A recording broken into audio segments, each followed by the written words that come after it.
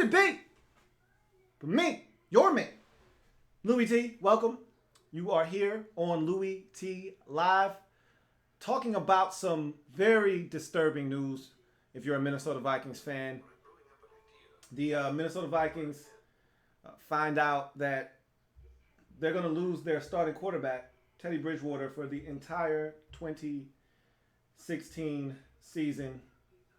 Very unfortunate set of circumstances. Non-contact injury in practice today. Practice ended early once Teddy Bridgewater went down. The players all gathered around him praying, and a lot of frustration on the faces of players slamming helmets down. It's a very, very tough situation. You've worked this hard in the offseason to get to this point of the season, only to have your starting quarterback go down to injury. And look, a lot of people looked at this Vikings team as a potential Super Bowl contender in 2016. We just watched them on primetime television on Sunday afternoon, 1 o'clock versus the San Diego Chargers. Teddy Bridgewater looked good. He was running around. He was mobile. He was very accurate in the short to intermediate passing game. They were really hopeful that this was going to be the year, that they could break through. They won the division last year. They got their feet wet, got a taste of the postseason. This was their opportunity to build off of what they had done a season ago. And now, right before your eyes, everything crumbles, losing your starting quarterback. It's a tough situation. Everybody involved in that organization feels sick to their stomach now, I can only imagine. And as a Vikings fan out there, I bet you guys just feel horrible today. And it's a tough situation to be in, because at this point, Shaun Hill can't step in and win you a division. We know what Shaun Hill is at this point of his career. And not everybody has a backup quarterback that can step in. I can't name many teams that feel good about their backup situation to the point where their starting quarterback can go down and they still feel like they can win a Super Bowl. So this is a really tough situation for the Minnesota Vikings. And it was just confirmed about 45 minutes ago that it is an ACL tear. He is going to miss the entire 2016 season. Teddy Bridgewater going to miss the entire season, as he went down in practice today with a non-contact injury that was later discovered by an MRI to be a torn ACL. So it's a tough situation. And it's funny because I was having a discussion with a buddy of mine earlier today, and I was talking to him when this first broke. This news first came down, and we didn't know the extent. We just knew it was a non-contact injury and that he had went down in practice clutching his knee. When we heard about the news, he said, look, man, Teddy only threw for 14 touchdowns 2 years in a row. I mean, what are they really missing? And I said, look, you don't get it, man. You can't get it if that's all you think he brings to the table. He's a calming influence on that offense. He is a guy that doesn't make a lot of mistakes. And yeah, his numbers aren't gaudy, okay? He's not out there slinging a rock around. But what he does is he manages the game. And we talk about this all the time. He's the NFC version of Alex Smith.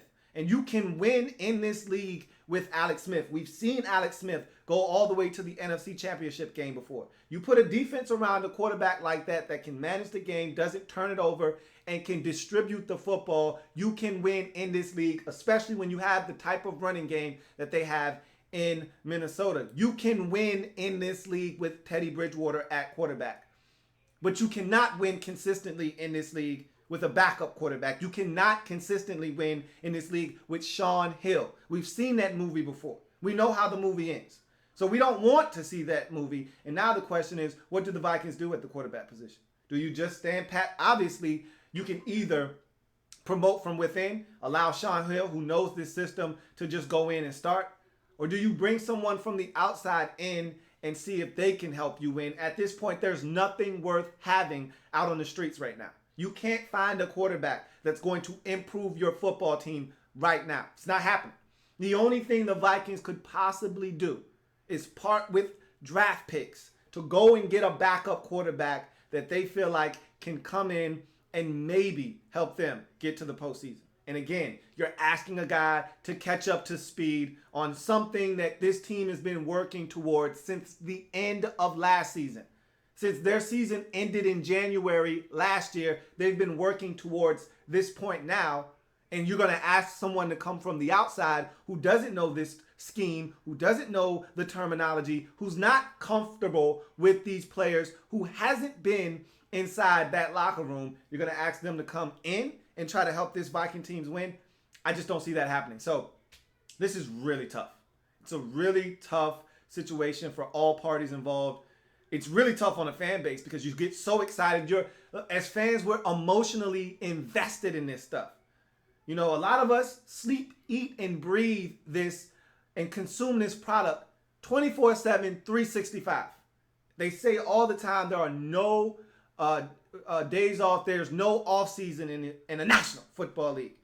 And of all the sports, that tends to hold true with football more so than any of the other major professional sports in the United States. Football is the one sport that always has something going on. Even when there's a dead period, you can coax yourself into believing that there's something going on worth noting. And so to have this happen at this time, really frustrating situation for the Minnesota Vikings organization, those players, and the fans all alike.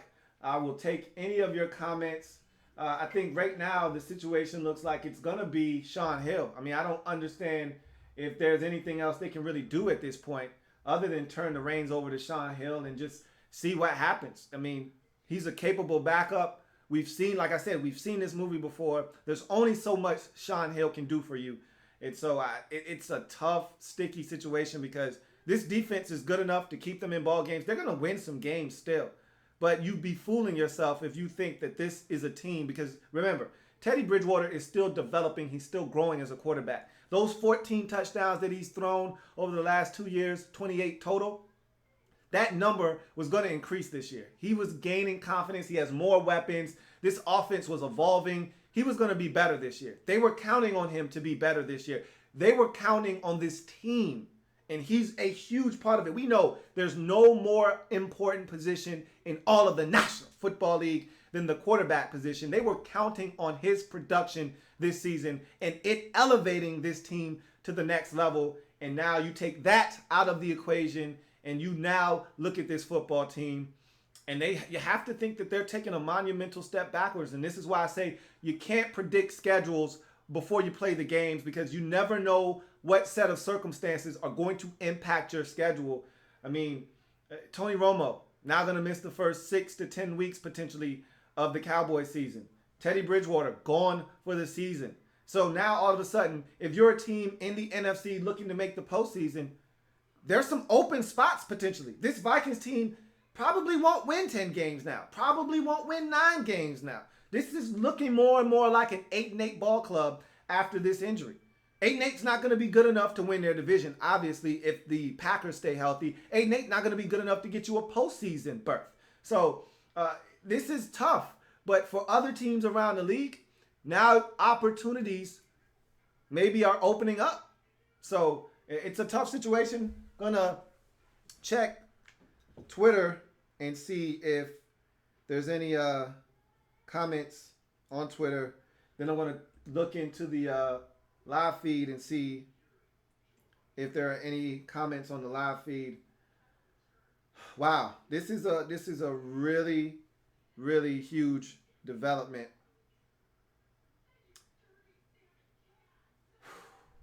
I feel for the Vikings fans. I really do. As a fan myself, you know, of an NFL team, I know what it's like to emotionally invest yourself throughout the course of the offseason, get to this point, and then have something really turn your season upside down before it even gets a chance to get underway.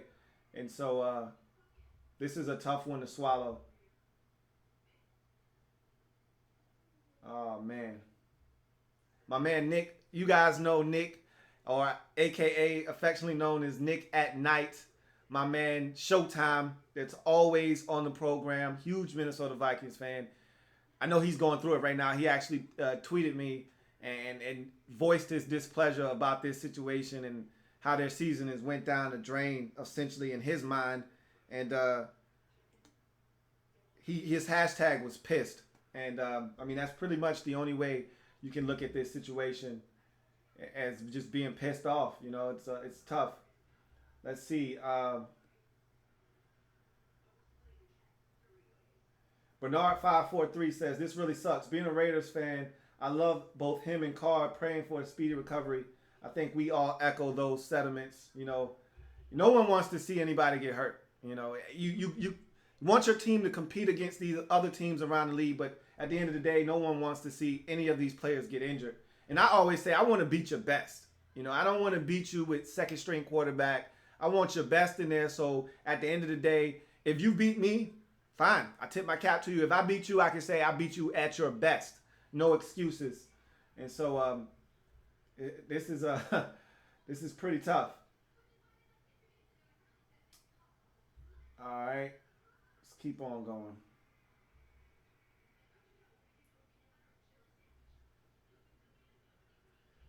So, yeah, that's basically it. Savage Raven says, you think since he went down, they're going to call around for a quarterback trade or something? It's possible. Like I said, they know what they have in Sean Hill. He's a career backup. So, in my mind, there's no way that they're going to just feel good about Sean Hill moving forward.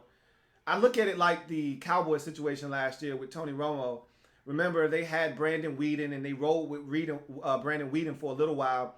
And then they started making phone calls around the league, and they ended up getting their hands on Matt Castle, trying to see if he could come in and give them a spark. I assume something like this is going to transpire. I think they're going to roll with Sean Hill initially. They're probably making phone calls as we speak right now, trying to figure out if they can maybe get their hands on, say, a Josh McCown. I think Josh McCown in this offense, with these weapons, with that defense, the way he played last year, if you get the last year's version of Josh McCown, you can win some football games. Not saying that you're going to be able to, you know, win the division and be a Super Bowl contender, but he still gives you an opportunity to potentially make the postseason. And I think that's all the Vikings at this point are looking to do, damage control. Get a guy in here that can help you win and keep the momentum that you built from a season ago going. If you take a huge step backwards, and let's say this team goes 7-9 this season with Sean Hill at the quarterback position, you're taking a huge step backwards. All the momentum that you built last season, down the drain. You got to start all over from square one next year when Teddy Bridgewater is healthy. You don't just pick back up where he left off at when he got injured. You got to start over. So if you can find a way to win 9 or 10 games and sneak into the postseason, at least get there. At least you can say, hey, we're at the same exact spot we were at last year. We made the postseason. We got to the first round. Hey, we got bounced, but at least we were there again. Now let's see if we can build upon that. So it wouldn't shock me in the least if they went out and acquired a quarterback. Now, again, who are some options? Who are some alternatives out there? I saw in the comment section someone said Geno Smith. Geno Smith is not an upgrade over Sean Hill. You're not winning football games with Geno Smith. Geno Smith is going to turn the football up. You want a guy that's going to come in, and again, with the way this team plays defense and the running game that this team has, you want a guy that's going to come in and run this ship and steady it. You don't want a guy that's going to rock the boat. So you're looking for someone that can be a game manager for you. If I were the Vikings, and again, this is the bad part about being put in a situation like this. When you're in a compromising situation like this, teams will try to hold you hostage. They're going to put a gun to your head because they know you're in a very dire situation. So what they're going to do is they're going to put that gun to your head and they're going to load it up. And they're going to play Russian roulette with that gun. And they're going to say, man, what's a new quarterback worth to you? And they're going to start asking for some draft picks, things you're not comfortable giving away. If the Tampa Bay Buccaneers say, hey, Mike Glenn is available, but what you willing to give up? That's when you got to decide how much is the 2016 season worth to this Vikings football team, because you don't want to throw away the future chasing one season. And again, whoever comes in not going to be up to speed with what the Vikings are doing and what they've been doing all camp long. So you've got to assume that the Vikings are going to try to make some kind of move. It's going to be a low risk, low proposition move where they're not giving away a lot. The guy that's coming in probably not going to move the needle all that much. I mean, again, like I said already, You're not going to find many quarterbacks this time of the year that's going to be able to come in and upgrade your football team after an injury like this. You're just not. There aren't starting quarterbacks sitting around waiting to be plucked up at this time of the season. So the Vikings are in a tough spot. They're in a tough spot. That is for certain. So I will check and see if there are any more comments. Here's one here. Should Louisville fans be worried that this could hurt his future? No. I mean, quarterbacks, we've seen Tom Brady go down with a ACL tear before. You can recover from this, especially a quarterback. Joe Flacco just coming off of his own ACL tear. These happen to quarterbacks sometimes. With technology and modern science and medicine the way it is now, I expect him to be back fully healthy, fully moving around come next year, and back to being the same old Tedo that we all know and love. So don't expect this to impact him.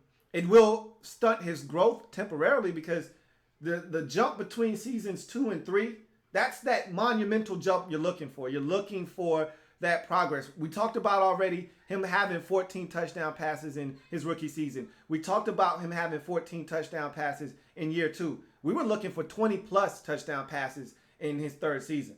Okay, they were looking for a huge jump in development and growth in his game in 2016, and now maybe you do take a step back there. Okay, so no, I don't worry about his future, but I do worry about him being a little bit behind the curve because of this injury this season. See if there are any more comments. Lou, how could such a bad thing happen to such a nice guy? Look, man, these type of situations, they always say God doesn't put anything on one of his soldiers that they can't handle. So essentially, this is something that he should be able to handle. God didn't put burdens on people that can't handle it. So this is a situation where, look, man, football is a physically demanding sport. And these athletes are so high strung, they're so wired. And a lot of times, we saw it in that same game with the Vikings over the weekend with the running back. We saw his Achilles pop on national television. They showed the instant replay in slow motion, and we saw his Achilles literally pop right in front of our face. I mean, that's what's happening now, and it's happening more today than it has in the past, and it's because football is a year-round sport. These guys train incredibly hard because it's a physically demanding sport, and you have to be in the best shape of your life to perform it, or else you're going to be outperformed by another guy, and you're not going to be able to get the job done at a high enough level to stay employed in this league. So these guys train around the clock, and it's tough on your body. And you make one sudden move, one wrong cut, and I always say that with every player in the league, there's a finite amount of cuts and stops and plants that you can do before something gives.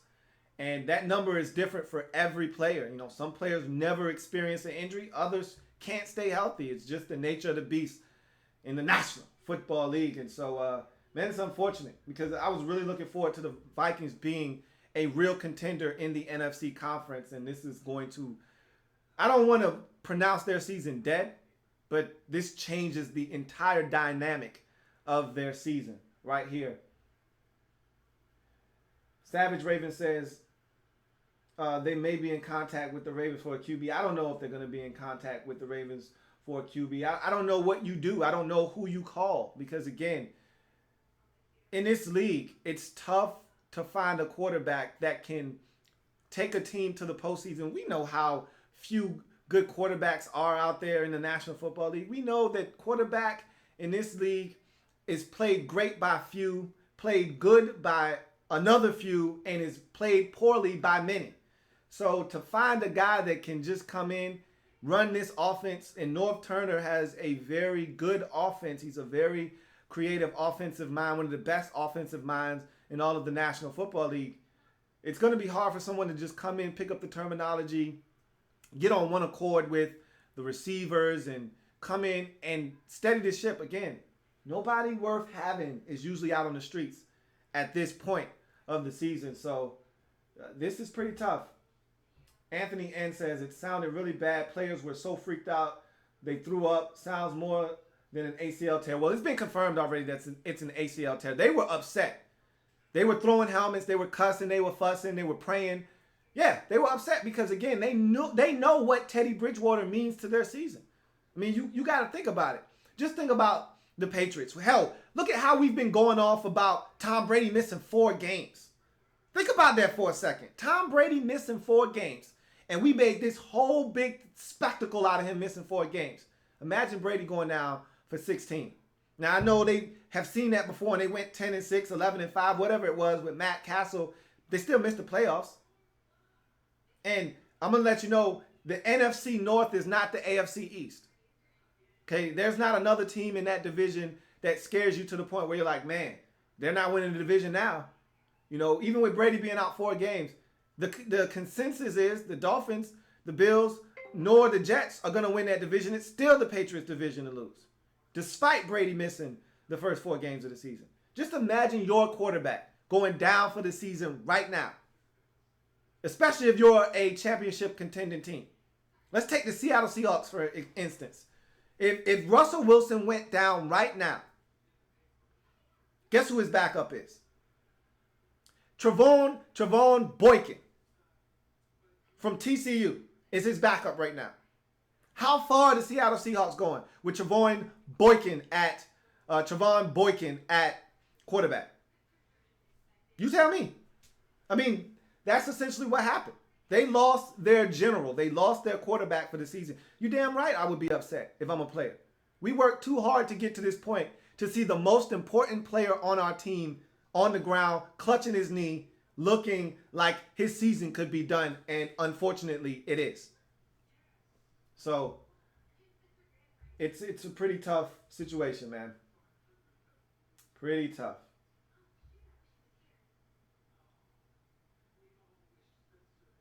Anthony N said, report just came out that apparently his leg snapped. It may have, man. I don't know. The everything is happening. The situation is so fluid. You know, all I can confirm is that I know he tore his ACL. I don't know the extent of which, he could have other ligament damage. He could have torn his LCL, his MCL, his PCL. Who knows? There's so many LCLs in there. He could have done damage to multiple ones. All I know is that right now, the ACL is torn and he's going to miss the entire 2016 season. So that's going to do it for me and this quick live feed on Teddy Bridgewater and his injury.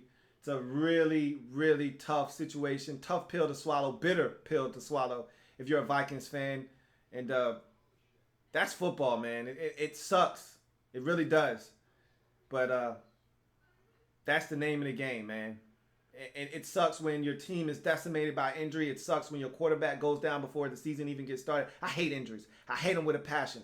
You know that if you've been watching me, that I hate injuries.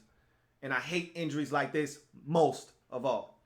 If it happens in the National Football League, whether big or small, we cover it all here in the lab room. Come back and join me as I continue to break down anything and everything in the National Football League. I'll see you guys later on in the week.